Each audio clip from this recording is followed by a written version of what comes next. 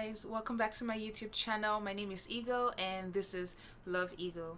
So if you've seen the last couple of videos that I've done, then you probably know that I am in the middle of a huge reorganization of my workspace situation. And like I've said in my past videos, part of that includes rearranging my shelf, which is right behind me. And that I have realized, looking back now, that I really underestimated how much time it would take to do that. It's a lot of work and it's a whole process. So since I'm already in the middle of this whole reorganization system, I thought I would just use the opportunity to do a second video, which is this video, to show you different ways in which you can organize your bookcases, your bookshelf, or your shelving organization system. If you have books that you want to organize, or if you're looking to get books and organize them, or if you simply just want to watch me rearrange my entire shelf and kind of get my life together in the process. If you're interested in that, here is a video on 9 ways, yeah, that's 9 ways to reorganize your bookshelf.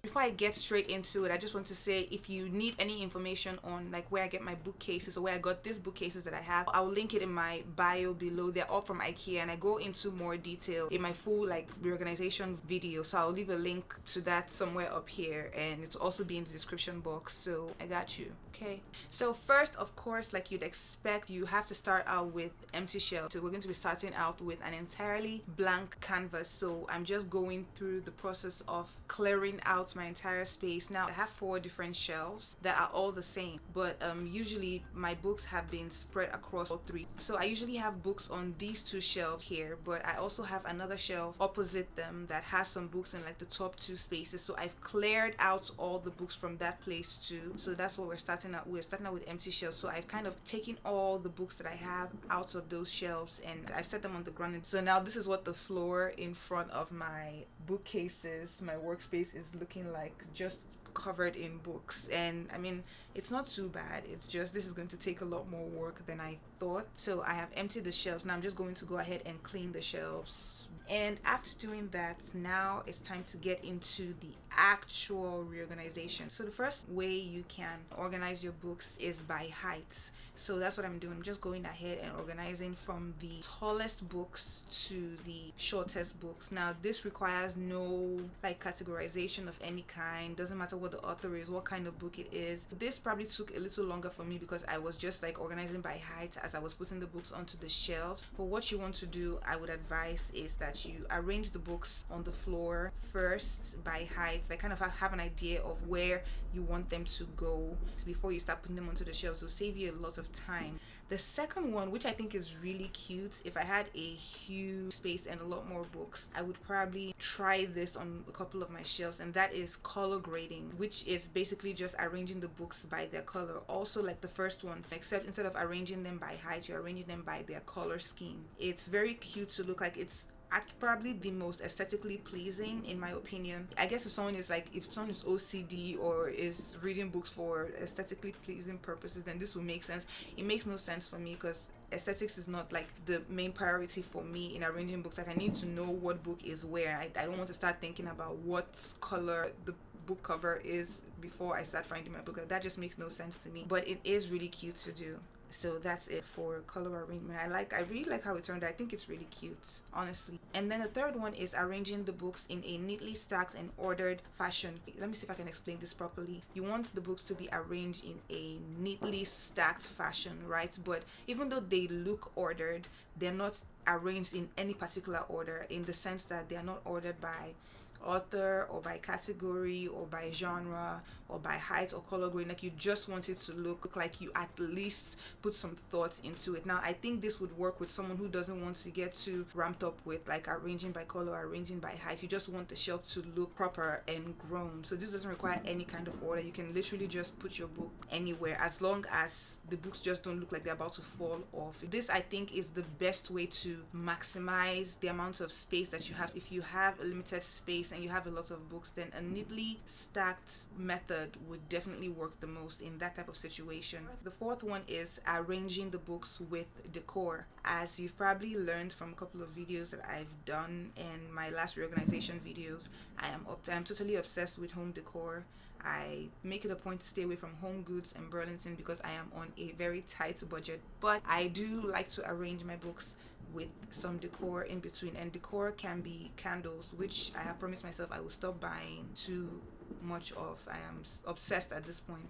So you can use candles, you can also use frames, you can use plants, so whatever decor you can add to it. The main method to this is not just adding decor but arranging the books in like a left right type manner, where like the books are on the left on one part of the shelf and they're on the right on the other part of the shelf, so you kind of have this like crisscross situation happening. Yeah, so there's that.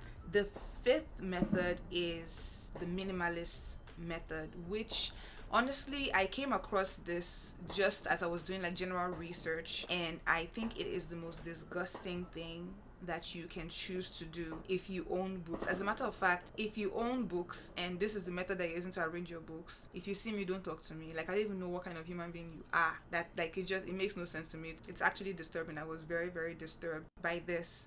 So there's that. That's all I have to say on this. I'm going to keep it very short. And then the sixth method is arranging the books by genre and by categories, which is really what I do. And it's not the most aesthetically pleasing because it's not arranged by height, it's not arranged by color, but it is what makes the most sense to me, because that way I kind of arrange the books by author or topics. By Christian life, I have an African author section on my shelf. I have a romance, drama, comedy, fantasy type section. I also have a section for old books like classics, those type of things, Shakespeare, Jane Austen, those type of books. And then I have a section for self-help books, mental health books, and also like humorous books that don't serve any other purpose besides the fact that they just make me laugh. I have like an information and education section. So doing the organization for this part actually took me a lot longer to do. I had to do this much later because it involved setting up the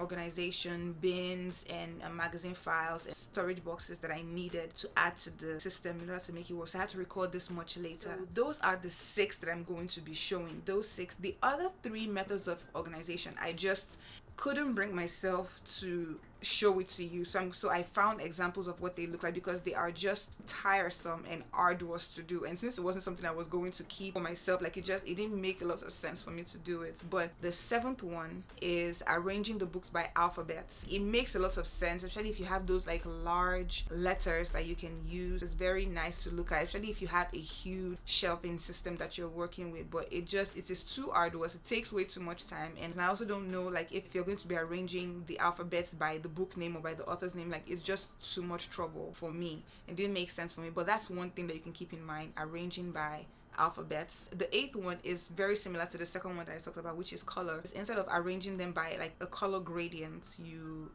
do a rainbow method, and I think it's very cute. If you have a lot of colorful books, I think this would really work. It's almost magical looking, but I think this also works for people who have a lot of fantasy like books, because those fantasy books have really aesthetically pleasing and really colorful looking book covers. So that also makes sense for like if you have books that vary widely in colors. That's something to look out for. And then the last one is what I used to do in the past, which is I used to arrange my books by what I've read and I like, what I've read and I don't like, and what I am yet to read. That's the last method. I'm sure there are a lot of other ways in which you can organize your books on the shelf. This is what I have to share, except the minimalist one. That one I just added so that you know what not to do, because that just like it makes no sense. You can't even see the books that you're putting on the shelf. So I don't know who is out there doing this, but to each his own. So guys, that is it. These are they're like, this is not a hard and fast rule, and of course these are just suggestions. If there are rules to arranging your bookshelves, rules are meant to be broken anyway. So I think you should do whatever feels the most appropriate for you. Do what feels right to you. If you like, just drop your books wherever, but this is what I do.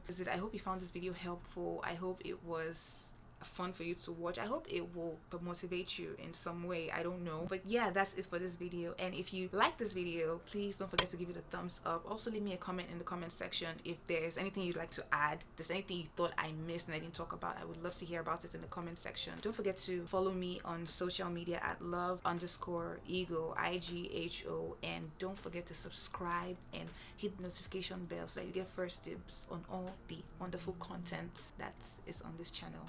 Thank you so much for watching, guys. I look forward to seeing you in my next video. Bye.